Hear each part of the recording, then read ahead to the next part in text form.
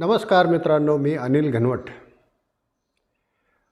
केंद्र शासनाने गेल्या आठवड्याभरामध्ये शेती व्यापारासंबंधामध्ये अतिशय महत्त्वाचे निर्णय घेतलेले आहेत आणि हे सगळे निर्णय शेतकऱ्यांच्या हिताचे आहेत. आता सरकारने असे शेतकऱ्यांच्या हिताचे निर्णय का घेतले आणि कोणते निर्णय घेतले याच्याबद्दल थोडीशी आपण माहिती घेऊया. पहिला सर्वात महत्त्वाचा निर्णय जो महाराष्ट्रातल्या कांदा उत्पादक शेतकऱ्यांच्या दृष्टीने अतिशय महत्त्वाचा विषय होता तो म्हणजे कांद्यावरती जे किमान निर्यात मूल्य लावलं होतं $550 प्रति टन, हे सरकारने शून्य केलेलं आहे, एकदम घटवून टाकलेलं आहे. आणि कांद्याच्या निर्यातीवरती जो निर्यात कर होता 40%, तो घटवून आता 20% केलेला आहे. त्याच्यामुळे कांद्याच्या दरामध्ये तेजी आलेली आहे.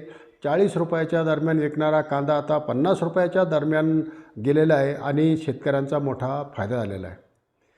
दुसरा निर्णय आहे तांदळाच्या बाबतीमध्ये. तांदळावरती ऑगस्टमध्ये सरकारने ₹1200 बासमती तांदळावरती ₹1200 किमान निर्यात मूल्य लावले होते.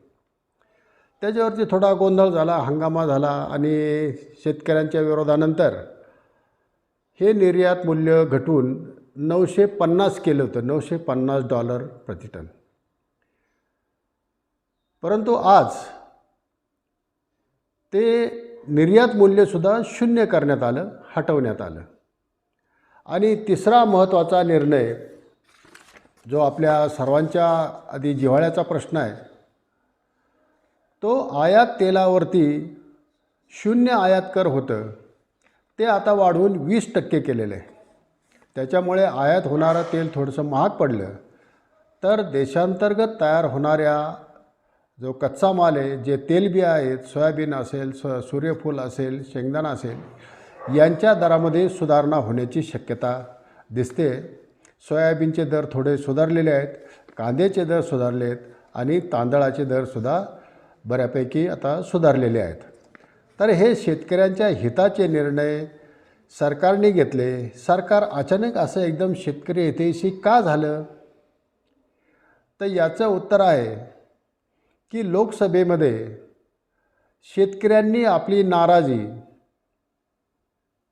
सत्तेतील सरकारच्या विरोधात मतदान करून व्यक्त केली. त्याच्यामुळे भारतीय जनता पार्टी आणि त्यांच्या महायुती आघाडीला अनेक ठिकाणी जागा गमवाव्या लागल्या. महाराष्ट्रामध्ये कांदा, सोयाबीन, कापूस या पट्ट्यामध्ये मोठी हानी त्यांना सहन करावी लागली.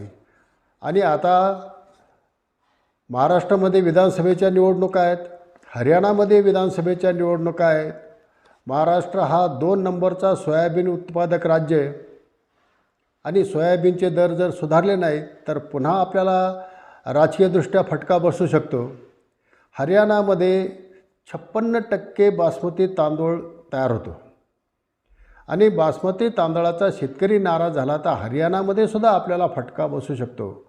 म्हणून तांदळावरती सुद्धा जे तांदळावरती जे किमान निर्यात मूल्य होतं ते आता त्यांनी हटवलेलं आहे आणि हरियाणातला शेतकऱ्यांचा फायदा होणार आहे. कांद्यावरती निर्यात शुल्क आहे ते 20% केलं आहे आणि किमान निर्यात मूल्य संपवलेलं आहे. त्याच्यामुळे महाराष्ट्रातल्या कांद्याच्या शेतकऱ्यांना फायदा होतो आहे आणि सोयाबीनचं मोठं पीक महाराष्ट्रामध्ये घेतलं जातं. आता कापणीचा हंगाम सुरू होतो आहे आणि अशा वेळेला आयात तेलावरती जर 20% निर्यात शुल्क लावलं तर इकडे दर 20% वाढण्याची शक्यता नक्कीच आहे आणि थोडीशी हालचाल त्या दिशेने झालेली सुद्धा दिसते. तर हा निर्णय एकतर राजकीय आहेच, पण त्याचबरोबर जो महागाईचा दर आहे, जो रिझर्व्ह बँकेतर्फे जो महागाईचा दर जे घोषित केला जातो तो आता 4%च्या खाली गेलेला आहे. इन्फ्लेशन कमी झालेलं आहे. त्याच्यामुळं अशा पद्धतीने थोडीशी सवलत देऊन थोडं ग्राहकांना महाग खाता आला तरी काय हरकत नाही, असा एक साधारण याच्यामधला आर्थिक दृष्टिकोन दिसतो. तर एकूणच या सगळ्या प्रक्रियेमध्ये केंद्र शासनाने घेतलेल्या निर्णयामध्ये शेतकऱ्यांचा नक्कीच फायदा आहे. परंतु माझं मत असं आहे की आता 10 वर्षे होऊन गेले, भारतीय जनता पार्टी आणि महायुतीचं सरकार केंद्रामध्ये आहे. अशा पद्धतीचे निर्णय जर त्यांनी पहिल्या पंचवार्षिकलाच घेतले असते, 2014मध्ये भाजपा सरकार जर सत्तेमध्ये आलं असतं आणि त्यांनी त्यावेळेला शेतकरी हिताचे निर्णय घ्यायला सुरू केले असते, तर देशाची अर्थव्यवस्था आज कुठल्या कुठे गेली असते. आजही 55 ते 60% लोक शेती करतात, खेड्यामध्ये राहतात, त्यांची सगळी उपजीविका शेतीवरती अवलंबून आहे. आणि एवढा मोठा घटक त्यांचा व्यवसाय जर तुम्ही तोट्यात ठेवला तर देशाचा विकास आणि प्रगती तर होऊच शकत नाही. ही संधी भाजपाने गमावलेली आहे. पुन्हा आता हे 5 वर्षे त्यांना सुदैवाने मिळालेले आहेत, तर त्यांनी याचा वापर करावा. याचा परिणाम पहा काय होतो. कांद्याच्या शेतकऱ्याला पैसे मिळाले तर तो काय खड्डा खांदून पुरून ठेवत नाही, तो घर बांधतो, तो विहीर घेतो, तो मशिनरी घेतो, बाकी सगळ्या घरातल्या वेगवेगळ्या वस्तू तो खरेदी करतो. आणि याच्यामुळे जे औद्योगिक वस्तू निर्माण करणारे कारखाने आहेत यांची विक्री वाढते, यांचं प्रोडक्शन वाढतं, याच्यातून रोजगार निर्मिती होऊ शकतो. असा सर्वांगीण विकास शेतकऱ्यांच्या खिशामध्ये पैसा गेला तर होऊ शकतो. भारतीय जनता पार्टीने 10 वर्षे गमावलेले आहेत. आता हे 5 वर्षे त्यांनी गमवू नये. आणि जर त्यांनी खरोखर आता शेतकऱ्यांच्या हिताचे निर्णय घेतले, शेतकऱ्यांच्या हितामध्ये फक्त शेतकऱ्याचं हित नसतं, याच्यामध्ये पूर्ण देशाचं हित असतं. जे जे काही समस्या देशापुढे आहेत, बेरोजगारीचा प्रश्न असेल तो शेतीमालाच्या भावातच अडकलेला असतो. शहरामधली जी वाढती गर्दी आहे तो प्रश्न शेतीमालाच्या भावाशी निगडीत आहे. शहरामध्ये वाढणारी गुन्हेगारी हे शेतीमालाच्या भावाशी निगडीत आहे. हे शरद जोशींनी 40 वर्षापूर्वी सांगितलं. परंतु अनेक पक्षांची सरकारं आली आणि गेली, त्यांनी याच्यावरती विचार केला नाही. म्हणून आज आपला देश अशा परिस्थितीमध्ये आलेला आहे. तर भारतीय जनता पार्टीला पुन्हा एकदा संधी मिळालेली आहे. त्यांनी हा प्रयोग करून पाहावा. शेतीमालाला जर योग्य दर दिले, शेतकऱ्यांना परवडतील असे दर दिले तर नक्कीच आपल्या देशाचा विकास होऊ शकतो. मी या पक्षाला शुभेच्छा देतो. आणि यांनी अशाच पद्धतीने शेतकरी हिताचे निर्णय घेत राहिले तर त्यांचीसुद्धा सत्ता अबाधित राहू शकते.